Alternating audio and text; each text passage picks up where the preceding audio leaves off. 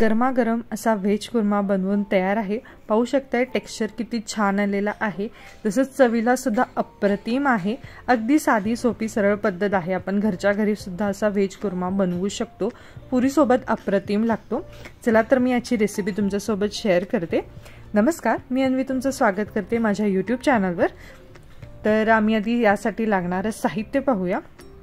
तर मी ऑलरेडी इथे जे लागणारे साहित्य आहे ते सगळं भाज्या वगैरे चिरून घेतल्या होत्या। तसंच वाटण्यासाठी मी इथे काजू, थोडंसं खोबरं आणि दालचिनी घेतलेली आहे। अगदी दालचिनीचा छोटा तुकडा घेतलेला आहे। तर आपण याची आधी छान वाटण तयार करून घेऊयात।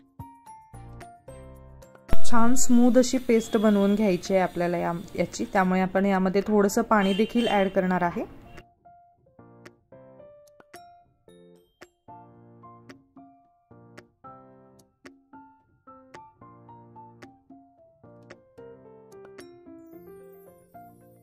अशा पद्धतीने अगदी स्मूथ टेक्स्चर मध्ये आपल्याला हे वाटण करून घ्यायचं आहे। त्यानंतर एक कढई किंवा पसरट असा पॅन घ्यायचा आहे। त्यामध्ये 2 चमचे होईल एवढं तेल गरम करून घ्यायचं आहे आपल्याला। तुम्ही कुठलंही रिफाइंड ऑइल वापरू शकता। 2 चमचे तेल घ्यायचं आहे।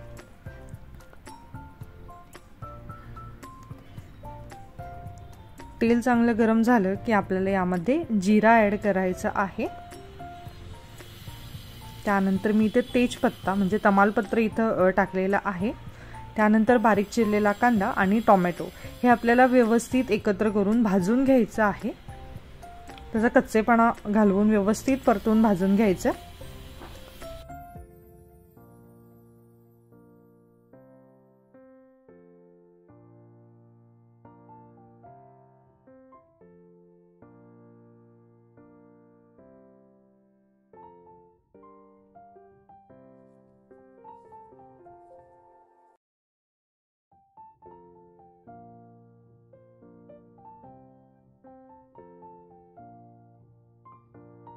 मध्ये मध्ये आपल्याला कांदा हा असाच हलवून घ्यायचा आहे, म्हणजे कांदा चिकटणार नाही खाली। त्यानंतर आपल्याला यामध्ये चवीनुसार मीठ घालायचं आहे आणि पुन्हा एकदा व्यवस्थित असं परतून घ्यायचं।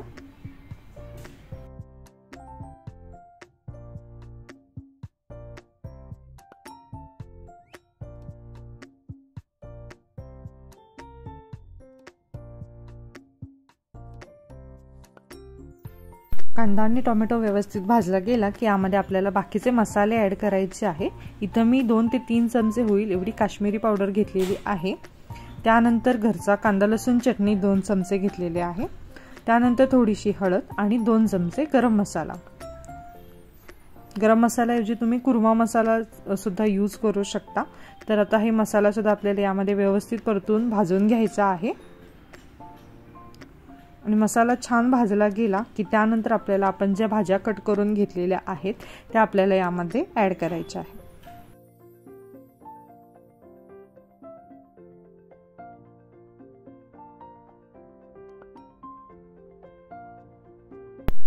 इथे भाज्यांमध्ये मी फ्लॉवर, बटाटा, बीन्स, गाजर आणि वाटाणा घेतलेला आहे आणि ह्या भाज्या मी डायरेक्टच शिजवणार आहे, कुकरला लावलेल्या नाहीये। कारण कुकरला लावलं की काय होतं की भाज्यांची जी एक टेस्ट असते ती निघून जाते।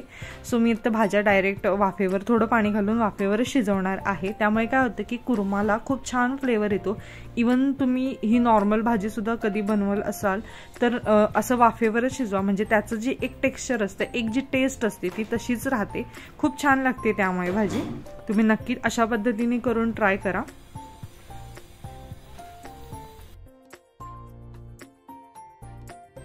त्यानंतर एक 10 ते 15 मिनिटांसाठी कव्हर करून ठेवायचं आहे भाजी शिजेपर्यंत। एक 15 ते 20 मिनिटांनंतर पुन्हा एकदा चेक करायचं की भाज्या व्यवस्थित शिजल्या आहेत की नाही ते।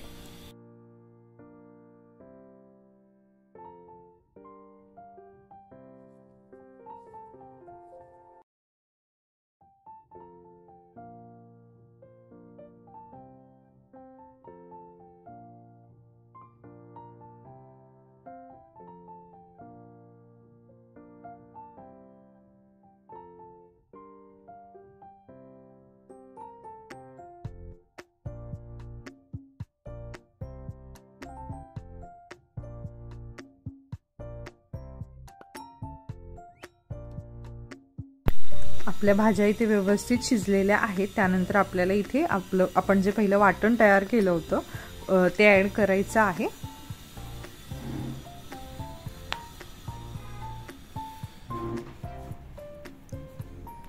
वाटण व्यवस्थित मिक्स करून घ्यायचं। अजून आपल्याला जर वाटलं की यामध्ये वाटण ॲड केल्यावर मिठाचं प्रमाण कमी असेल तर तुम्ही थोडं मीठ अजून ॲड करू शकता। त्यानंतर हे वाटण आपल्याला भाजीमध्ये व्यवस्थित मिक्स करायचं आहे आणि अगदी जाडसर असेल तर आपण यामध्ये थोडंसं पाणी ॲड करून ॲडजस्ट करायचं आहे की आपल्याला कुठल्या कन्सिस्टन्सीमध्ये, म्हणजे केवढं पातळ किंवा घट्ट पाहिजे असेल तर तुम्ही तसंच देखील ठेवू शकता। मी तर थोडंसं पातळ असं केलं होता कुर्मा। खूप छान असं टेक्स्चर आलेलं आहे, चव पण अप्रतिम होते अशा पद्धतीने केल्यावर। तुम्ही नक्की ही रेसिपी ट्राय करा। त्यानंतर आपल्याला एक 10 मिनिटं असंच पुन्हा कव्हर करून शिजू द्यायचं आहे, म्हणजे जे आपण वाटण घातलं आहे त्यामध्ये पण एक छान टेस्ट येते। लो टू मीडियम फ्लेमलाच आपल्याला हे शिजवायला ठेवायचं आहे।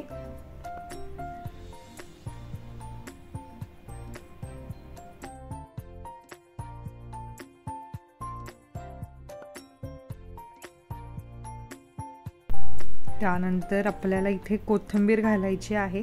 तर अशा पद्धतीने आपला कोरमा बनवून तयार आहे।